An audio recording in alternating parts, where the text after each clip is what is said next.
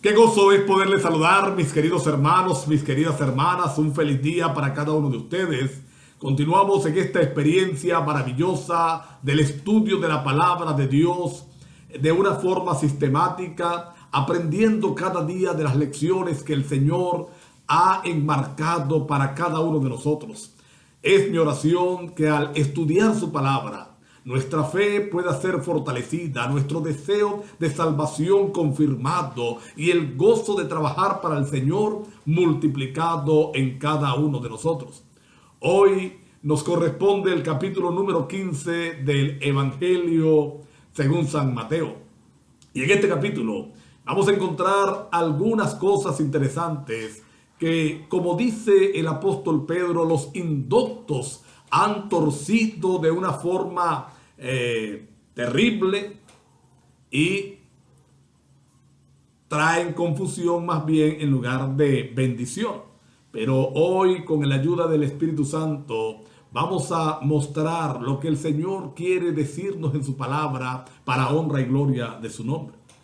Según vamos a encontrar en este capítulo, que se encuentra también en Marcos capítulo 7 y en otros de los evangelios, es decir, a cada uno agrega detalles interesantes a esta historia. Dice la Biblia que los discípulos estaban comiendo y vinieron los fariseos y escribas y acusaron a los discípulos de comer con manos no lavadas, sin lavarse las manos. Y nosotros tenemos que entender qué fue exactamente la acusación que se hizo aquí. Por eso muchas veces leer la Biblia solamente por leerla pues trae confusión si no se pide la dirección del Espíritu Santo. Y hice referencia a Marcos porque Marcos hace una aclaratoria que no hace Mateo. ¿Por qué razón Mateo no lo hace? Recuerda que Mateo le está escribiendo a los judíos, así que los judíos entienden perfectamente a lo que se están refiriendo los escribas y los fariseos. Por el contrario, Marcos escribe a los romanos y entonces él va a aclarar, porque el lector no judío no entenderá lo que está pasando. Alguien pudiera pensar que era que los discípulos estaban comiendo con las manos sucias, no tenían higiene, no iban a lavarse las manos antes de comer. Y si esto fuera así, el Señor Jesús estuviera enseñando algo contrario a todo principio de sanidad.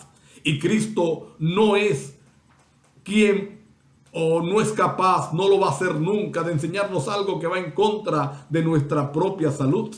¿A qué se estaban refiriendo los fariseos y los escribas? Se estaban refiriendo a un rito que ellos habían instaurado, que consistía en echarse agua desde el codo para abajo, que recorriera las manos en forma ceremonial. Y la limpieza de la que habla, y eso es lo que aclara Marcos, no es la limpieza física, está hablando de la limpieza ceremonial. Por eso ellos acusan a los discípulos de no continuar con la tradición. Lavarse las manos para comer por higiene no es tradición, es un acto de higiene como su nombre lo dice. Los fariseos y escribas acusan a los discípulos de no seguir la tradición. La tradición había tomado el lugar de la palabra de Dios. Es verdad que esta tradición al principio se creó con la intención de proteger la palabra de Dios, de proteger los principios divinos, pero con el transcurso del tiempo ella se había hecho más importante que la palabra de Dios.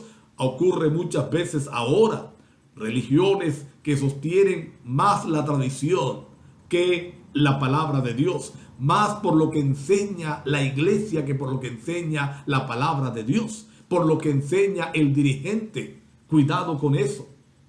Y entonces Jesús le responde que ellos también invalidan la ley por la tradición al despreciar a los padres en aras de que tienen que ayudar, que tienen que contribuir con la causa de Dios. Es decir, el Señor le responde mostrándole a ellos que es la ley más importante que la tradición, que es la palabra de Dios más importante que la tradición. Y entonces el Señor acusa a los fariseos tomando una expresión del profeta Isaías diciendo: razón tiene el profeta cuando dice, este pueblo de labios me honra, pero su corazón está lejos de mí.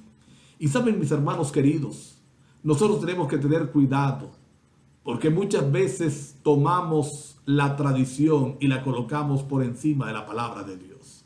Es verdad que ya yo he dicho que hay algunas religiones que lo hacen, pero nosotros los adventistas también podemos correr ese riesgo. Cuando creemos que la tradición entonces debe cumplirse. Voy a colocar un ejemplo de estos días. Con esto de la pandemia, quizás algunas iglesias no han realizado el rito de la Santa Cena trimestralmente como tradicionalmente lo hacemos, y algunos hermanos se espantan, algunos hermanos se escandalizan. Otro trimestre sin Santa Cena. Simplemente tradición. No está escrito que tiene que ser así. Pero la tradición por encima de la palabra de Dios. Cuidado, pidámosle a Dios sabiduría para que esto no ocurra en nosotros. Y entonces, al igual que los judíos, honremos a Dios de labios, pero nuestro corazón esté lejos de Él. Pidámosle al Señor que nuestra alabanza sea una respuesta de un corazón que ha estado en armonía con Dios. Luego, el Señor va a expresar una de las declaraciones más complicadas de este capítulo y que, como dije al principio, los indoctos toman y tuercen. El Señor dice: no todo lo que entra en el vientre contamina, sino lo que sale de la boca es lo que contamina. Y algunos han tomado esto para decir, ¿se dan cuenta? Dios dice que se puede comer todo, porque total nada contamina. ¿Quién dijo eso? No, eso es no entender la palabra de Dios, no entender el contexto, porque la pregunta de los fariseos, la pregunta de los escribas, radicaba en que según ese ritual de lavarse las manos de esa forma, en forma ceremonial, repito, la limpieza que habla no es física, la ceremonial, hacía que los alimentos cayeran mejor, hacía que los alimentos fueran más nutritivos, según la tradición. Y ahora Jesús dice, y los escribas dicen, si no hacen el rito, entonces la comida le va a caer mal. Y Jesús dice, no. Es que no todo lo que entra en el vientre no es lo que contamina, sino lo que sale. Porque al fin y al cabo la comida va igual a la letrina. Jesús no está autorizando aquí en ningún momento que se pueden comer las carnes impuras, las carnes inmundas que Él mismo ha diseñado allí en Levíticos capítulo 11. Es un error tenerlo, porque pudiéramos irnos al extremo. Si se puede comer de todo, pues come basura. Total, eso no contamina, eso va a salir. ¿Te das cuenta lo ilógico? Y si esto hubiera sido lo que Jesús hubiera enseñado, ahí se hubiera armado una discusión terrible. Y luego Pedro no hubiera insistido cuando el lienzo, no Señor, porque ya Jesús había enseñado otra cosa. Así que hay que saber interpretar la palabra de Dios. Contamina lo que sale, porque el hombre ofende. Los fariseos se ofenden por la respuesta, porque entienden lo que Jesús le está diciendo. Le dicen a Jesús la ofensa de los fariseos y Él le dice, toda planta que mi Padre no ha sembrado será desarraigada. Ellos son ciegos, guías de ciegos. Y amigo, amiga, ojo con esto. No nos dejemos simplemente guiar por lo que dice el líder espiritual. Investiguemos, aprendamos nosotros para que no seamos ciegos y podamos guiar a otros que sean ciegos, pero por el camino correcto. La Biblia sigue diciendo en este capítulo que Jesús llegó a la región de Tiro y Sidón y una mujer cananea vino pidiendo ayuda por su hija. Jesús se hizo aparentemente el que no escuchaba, se hizo aparentemente el sin importarle lo que la mujer estaba diciendo. Luego le dice, no he sido enviado sino a las ovejas perdidas de la casa de Israel. Ella insiste y él dice una declaración ofensiva. No es justo tomar el alimento de la mesa de los hijos para echarlo a los perrillos, para echárselo a los perros. Es decir, le dijo a la mujer que eran, o a su raza, que eran perros. Y ella responde, pero aún los perrillos se colocan debajo de la mesa para comer la migaja que cae de la misma. ¿Qué quiso decir Jesús? Los judíos se creían los únicos beneficiados del favor de Dios. Se creían los únicos amados por Dios. Y para ellos todos los demás simplemente eran perros. Eran considerados como perros los gentiles. Y el Señor usa la tradición, usa el pensamiento de ellos para dar una lección. La trata como perro. Pero ella responde con más fe que los judíos. Aún insultada, sigue allí esperando el milagro del Señor. Y el Señor dice, no he encontrado una fe como esta en Jerusalén, en Israel. Por eso Él recuerda que vendrán de otros lugares a adorar junto con Abraham, Isaac y Jacob, y los hijos del pueblo se quedarán por fuera. Qué triste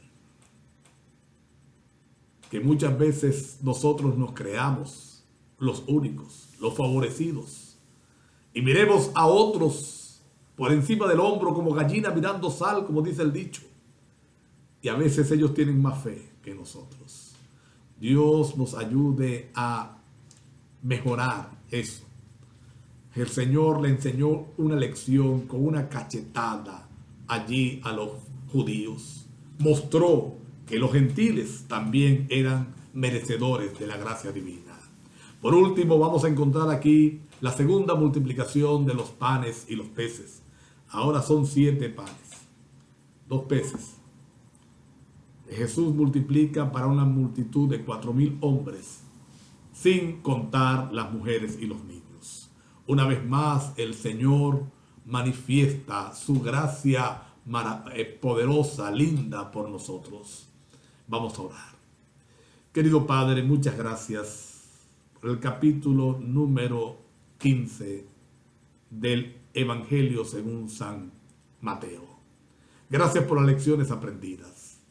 Ayúdanos a mejorar nuestra fe. Ayúdanos a mejorar nuestra relación con los demás. Ayúdanos a comprender la palabra de Dios que no se contradice, sino que por el contrario confirma cada día lo que el Señor ha enseñado desde el principio. Gracias por oírnos en el nombre de Jesús. Amén. Me alegra saludarles. Dios les bendiga. Un lindo día para ustedes.